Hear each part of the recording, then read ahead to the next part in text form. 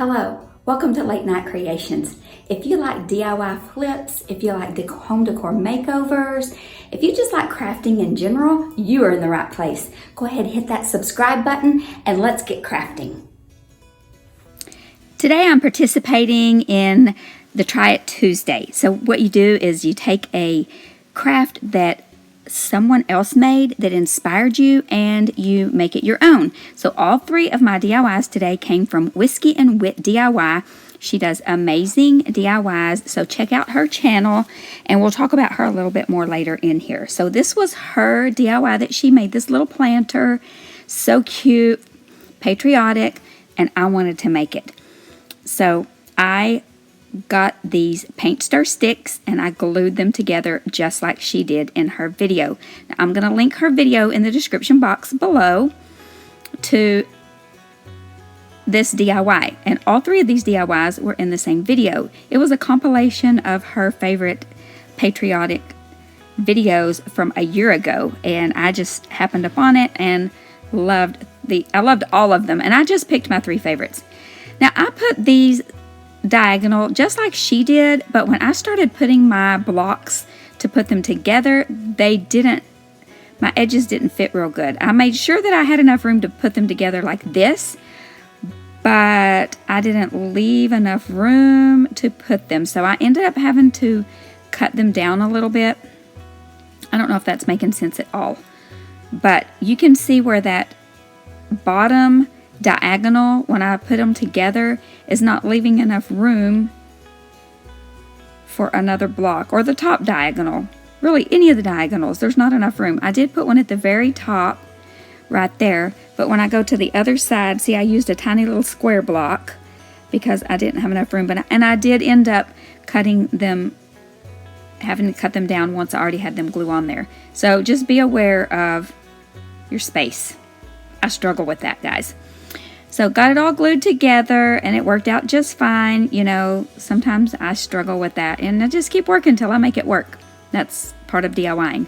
Gave it one good coat of Rust-Oleum chalk paint in white. I taped it off. I do not know why I'm speeding through this so fast, but I taped it off, strapped it off. I used one piece of tape to measure the distance. And then I taped the top off for the blue part. And then I'm just using this sponge brush because in hers she didn't put full coverage and I loved it. And it made it look more rustic. So I didn't get full coverage. I did do 2 coats of the blue because it didn't get enough coverage. But I really didn't do 2 solid coats because I didn't really care if it was full coverage. I loved that it was a little rustic. And I didn't care if there was a little bit of bleeding. I didn't want a lot of bleeding, but I didn't care if there was a little bit. Now, I made a stencil with my Cricut. Now, you can use some sticker stars. That would be just as cute. And I was very careful, and I used my makeup sponge to sponge on some white stars. And when I do the peel and reveal, guys, watch. What? Oh my gosh. Yeah, like what to do now. So I sanded it down, started over. We just keep going, right? Name of the game. So I just painted over it again and let it dry. Luckily, I had done the small section first. That was the one good thing I did.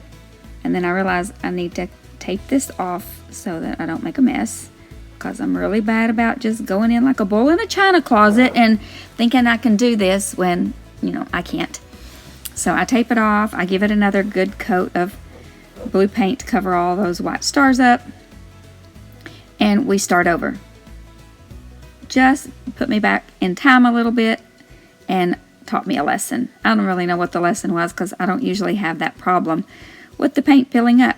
So anyway, so now I just use a piece of cardstock and I tape it down. I do this a lot when I stencil, but especially if it doesn't have to have crisp edges. So cardstock, I'm just holding it down with my fingers on the edges and voila, it works. Look, it looks great. Now I'm just taking my t-shirt. If you've watched any of my videos, you know I like t-shirts, and I just gave it a good wipe down and look, it's so cute. Okay, next DIY. But first I'm going to tell you about Sammie over at Unicorn Dust Designs. She is funny. She does lots of wood rounds. She's amazing, and she's the host. You'll find her linked in the description box below too. All right, here's Whitney's DIY. She striped and starred her jars. I did mine a little differently. You'll see, but I really love how mine turned out too. You know, we're making them our own. Hers was just an inspiration for me. And I got these little jars. Someone gave them to me, and so I just did them red, white, and blue. I did not get the white dry brushing. I cannot talk, I'm sorry, on there. I gave my little wooden heart a coat of Mod Podge so that the paint did not run. And I tried to write USA on there in red, white, and blue because I thought that would be so super cute. Well, guess what? You couldn't see the A. So I got this cute scrapbook paper out and I cut it out. Now, you could easily paint that heart red and just put USA in white, or you could do whatever you wanted to, but I thought this would be cute. So I just glued that scrapbook paper down on that heart right over that USA. Nobody even knows it's there. Poked a hole through that paper where that hole was, put some twine in it, and hang it on that white jar. Now, here you go. I forgot to dry brush around the neck of the jar, probably because I was holding it there, but I did do a lot of heavy white dry brushing, and then I did a little bit of cream dry brush on the white one. Now I'm just wrapping some twine around the top. You've seen lots of DIYs with this technique. It's nothing new unless you're brand new to crafting, and if you are, well, it's very simple. Now I'm just going to loop this little heart through the top of here, let it dangle, get it all situated. I'm going to stick a little hot glue up there just to make it sit where I want it to. I think I actually did go back and do that. Wrap twine around each one of these jars and just put a little knot there. Very rustic, very cute. Let me know what you think. I think Whitney's were really cute, but I think mine were really cute too. Okay, next. She made this banner, and you know how I love my banners. So I was given this burlap ruffled ribbon, and I ironed it. So I got it out and I ironed it because it was all ruffled. So I made these, pretty sure they were 9 inches. I don't know, you can look on my little mat there and see. And I made 9 of them. And then I took some painter's tape and I used one little piece as the guide and then another long piece so that I didn't paint it. So that was representing my white, which I didn't do white. We just left it burlap. But then I put some cardboard under it so I didn't make a mess. And I just used my little handy dandy sponge and sponged on some red. And it worked really good. It covered good enough. You know, it's rustic. And so you don't want it to be too covered. And then I did every other one red and every other one blue. So look how pretty that is. Look how pretty. And then I took a sponge and I just sponged. This is a sponge brush. And then I just sponged blue all over it. Just kind of haphazardly until I got as much coverage as I wanted on there. You can do as much or as little as you want. Again, it needs to be kind of rustic. You could even water this paint down a little bit to do this. I think that would work really good if you didn't want as much coverage.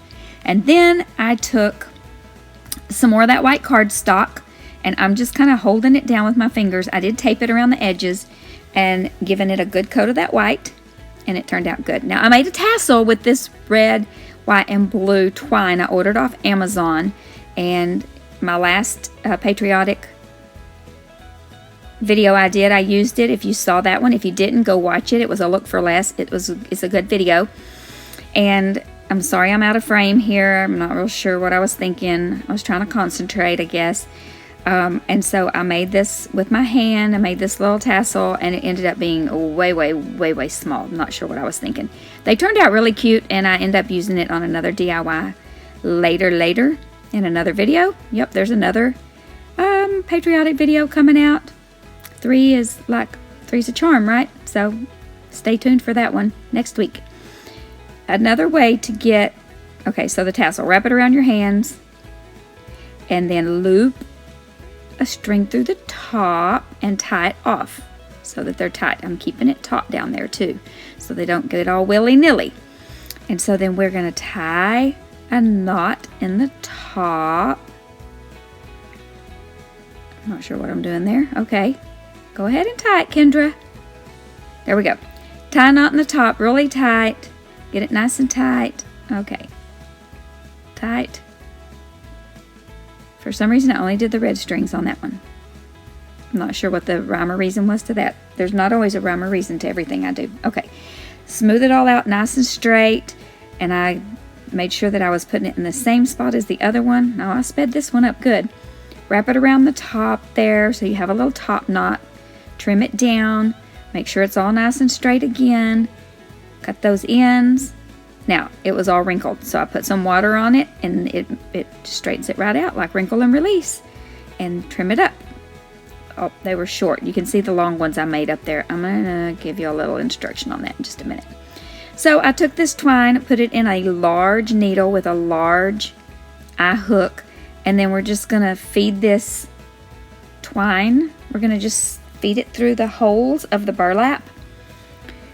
And yeah, just make a banner, you know, just feed it through there, through one and then through the other. And I'm not going to show you the whole thing. I'll just show you a couple of them.